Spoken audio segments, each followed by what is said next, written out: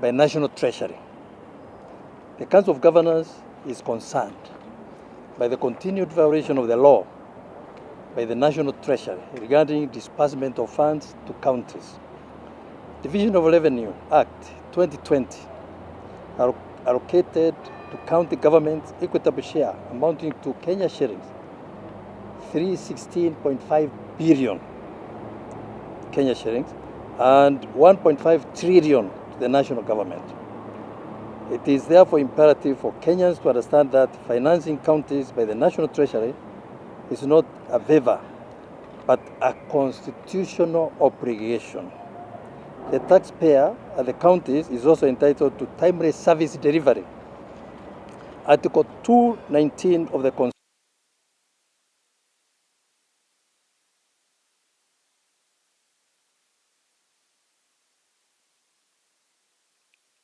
structure of horizontal sharing of resources as guided by the Division of Revenue Act. The county government cash disbursement schedule for the financial year 2020-2021 generated by the Treasury and approved by the Senate in line with the Public Finance Act, Management Act, stipulates that those resources should be disbursed to devolved units by 15th day of every month in the financial year. It is with dismay that we report that Treasury is yet to disperse resources to county governments amounting to Kenya shillings 102.6 billion, 2 weeks to the end of the financial year, as follows. 1, 3.5 billion owed to Nairobi County Government as arrears for 2019-2020. 2, 2.6 billion owed to Nairobi County again for the month of January. 1.4 billion owed to Nairobi County Government for the month of February. 14.4 billion owed to 25 county governments. 25 county governments for the month of March. 28.5 billion owed to all the 47 counties government for the month of April. For the month of May, 25.3 billion. For the month of June, 26.5 billion owed to all the county governments. Counties are unable to meet statutory obligations and fiscal responsibilities that include timely payment of employees' salaries, remittance of employees' statutory deductions. 3, payment of suppliers' eligible pending bills. 4, implementation of development projects. And 5, derailed response in fight against COVID-19 pandemic. The continued delay in disbursement is eroding gains made in devolved governance and affecting the economic growth in the counties.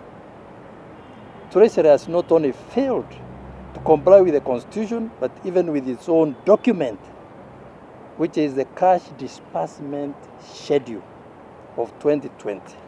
They are not following it.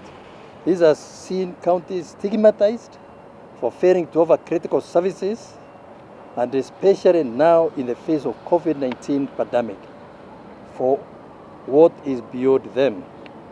While Kenyans continue to demand services from the county government, operations at the national government continue uninterrupted, owing to timely financing from the National Treasury, while those operations in the counties are slowly grinding to a halt.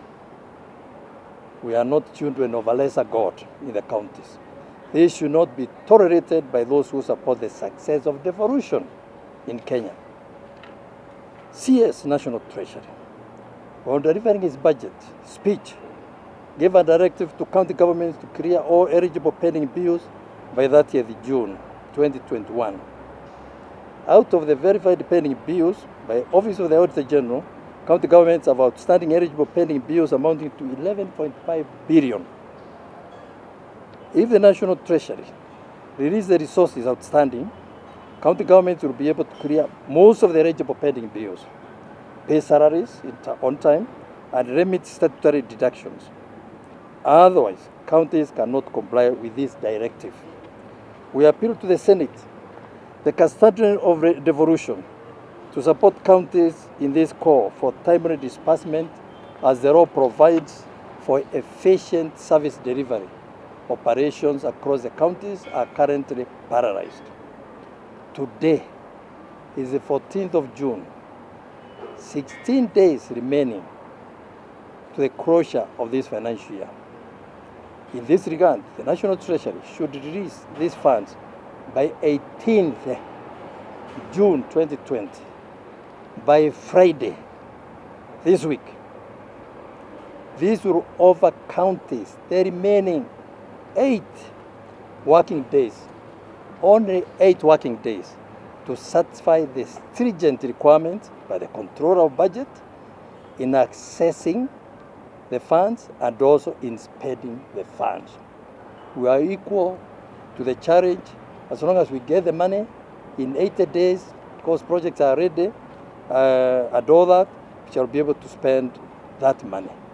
Unfortunately, if the National Treasury fails to release the required funds, counties will not be able to offer basic services, thereby forcing suspension of services or a total shutdown by 24th June 2021. Ladies and gentlemen, members of the press, that is our stand, and we are now, the three of us are open for answering questions on the issues. Governor? Yes, please. A lot of counties already suffering the spike due to heightened political activities. The governor for Kiambu is there, and Kiamba constituency is now the hotbed of Those questions. I think on the first one, I don't think this is the first time that we are having to meet the obligation of the public debts. It has always been there. Maybe the issue that you should raise is probably the ability for us to raise revenue. But whatever the case is, I think there is an obligation of offering services to Kenyans. So it's a question probably of priority. What is the priority here? And whereas we have discussed about the foreign debt and possibly the possibilities of discussing how that can be rescheduled under the circumstances in which we are in, I think the onus is still on Treasury because services must be provided, and services such as you are highlighting of fighting COVID-19 are very essential. Yeah, those counties, I do not think that you can totally attribute the political situation is part of it.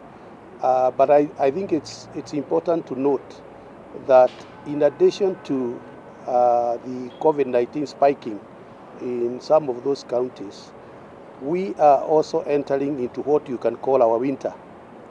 I think the months of June, July, and August are the worst months. And in addition to COVID, people suffer from all kinds of pulmonary problems. And that is when we see hospitals being full. Now, this is coming at a time when there's no cash flow at all. And unfortunately, our people, when they fell sick or when they want water, they do not always consider that Treasury has not released the money. They blame us as governors. So I think it is important to realize that it is not just counties, it is the whole country that will suffer if we do not get resources to cover for COVID and make sure that we stop it from where it is spreading now, but also prepare. Remember, these are also the months when the Treasury will kind of like close down.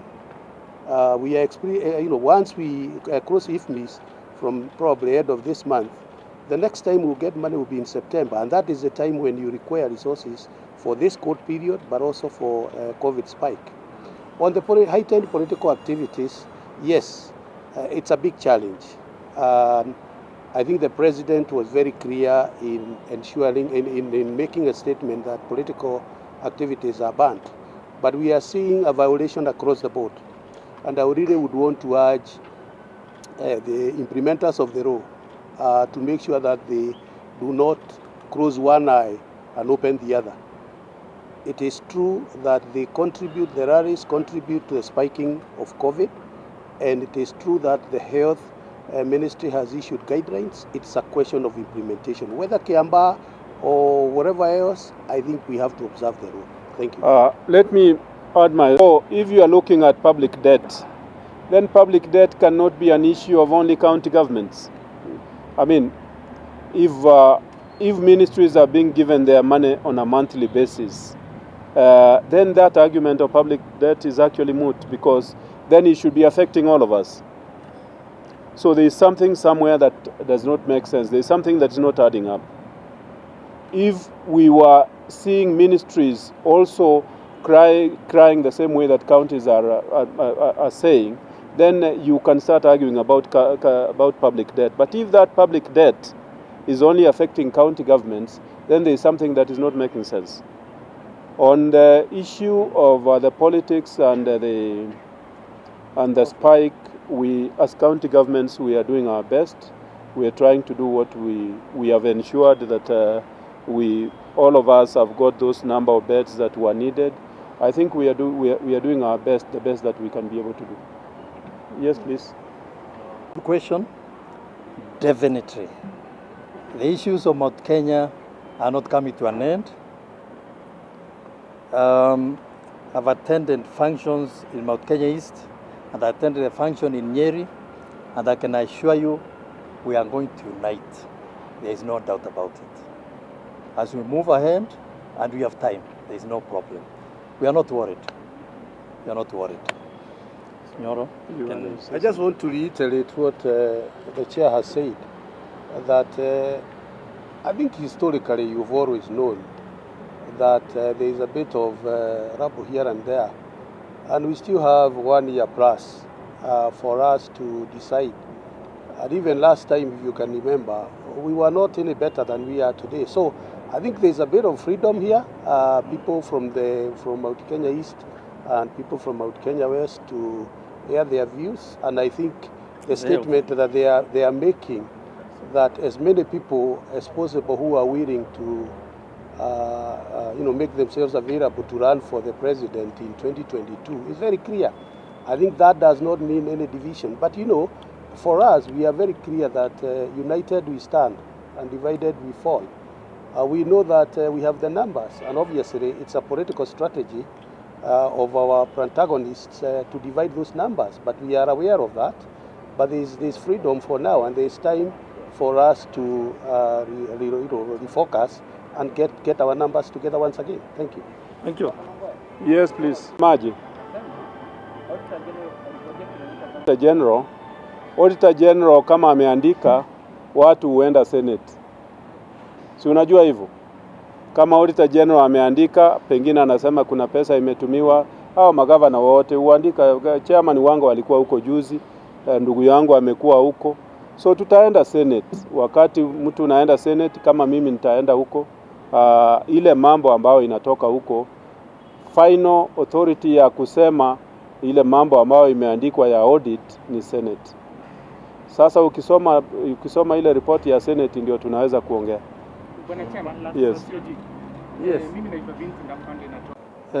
Kwa sababu hatuna pesa ya kulipa mishahara. Hatuna pesa ya kulipa deductions, statutory deductions. Hatuna pesa ya kununua dawa. Tunapembeleza KEMSA tukopeshe dawa na ni struggle. Tulikuwa forced kuweka ile inaitwa schedule of payment ndivyo tupate dawa. Tutafunga kwa sababu sasa tumekuwa starved of resources. Some counties like Nairobi took last financial year. Other counties, all counties from March, April, hakuna hata ndururu imeingia kwa counties. Hiyo ndio sababu. Now about the Auditor General, I was in the Senate, and we were able to convince the Senate that it was the issue of documentation. It's more documentation actually. It's not that pesa imekuliwa, and they understood. And we were given 2 more weeks, some cases 4 weeks to submit those documents. Governors are doing their best not to waste public resources, I can assure you. And we are defending ourselves by giving the necessary evidence. Asanteni sana, shukrani. No, ningetaka kuongeza. Okay, ongeza papa. Ningetaka kuongeza kwa upande wa huduma. Kama vile nimesema, hii miezi mitatu ni miezi ambayo inakuwa na baridi na magonjwa huongezeka. Ndio unaona hata mahali pengine wagonjwa kama wawili watatu wanalazwa kwa kitanda moja. Luckily enough, kwa sababu COVID iko na mambo mazuri mengine, imeongeza vitanda, lakini hii miezi mitatu ni mingumu, na ndio wakati ambapo tunafunga mwaka, kwa hivyo pesa hakuna. Kwa hivyo wakati huu ndio tunanunua dawa ya kuwezesha kutupeleka mpaka mwezi wa 8. Kama hatuna pesa, hiyo dawa hatuwezi nunua. Kwa hivyo utaanza kusikia watu wakilalamika kuwa kwa mahospitali hakuna dawa, hakuna bandages na hakuna ingine. Jambo lingine which is very important ni hii maneno ya kusema kama huna pesa ya kulipa watu ambao wamekufanyia services, kama ni pending bills au current bills. Current bills ni mtu ambaye alichimba maji na wengine. Kama huna pesa ya kuwalipa, hata kama unawapea LPO ili you commit budget ambao sasa tunafunga, wanakataa. Which means kama wanakataa, mwisho ya mwaka hutakuwa umetumia development vote, kwa sababu wale contractors wamekataa kuchukua LPO kwa sababu hawajalipwa. Kwa hivyo tunaingia shinda ambalo mwishoe utaona counties zitakuwa blamed hata hazikutumia development budget, lakini ni kwa sababu the service providers wamekataa, wanasema walipwe kwanza. Kwa hivyo imekuwa ndio hiyo shida. Asante. Very good. Thank you. Asante.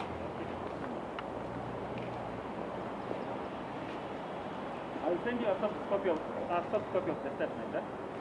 Sawa.